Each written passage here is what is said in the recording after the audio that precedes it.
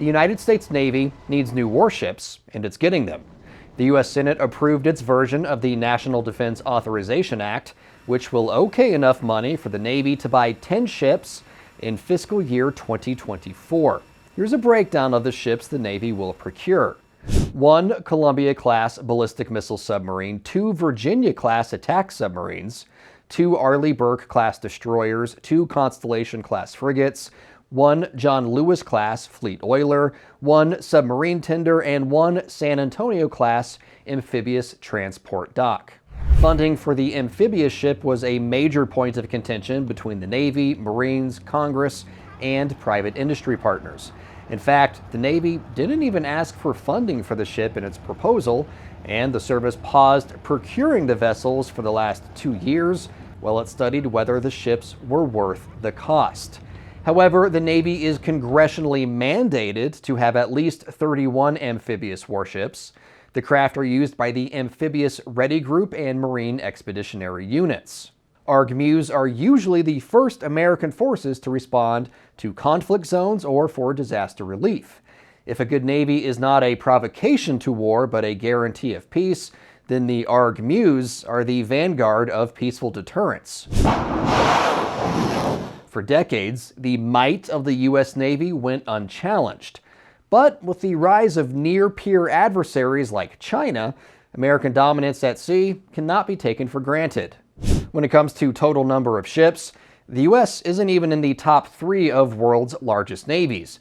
China has the most, followed by Russia and North Korea. During Russia's recent Navy Day celebrations, Vladimir Putin said his Navy will add 30 new ships this year. It will probably prove difficult given the supply chain challenges Russia is currently experiencing. China's Navy getting bigger is not in doubt, though.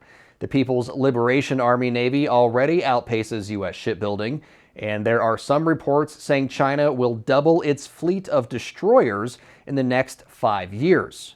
While mass still matters, the might of a modern Navy is not just about how many ships it sails.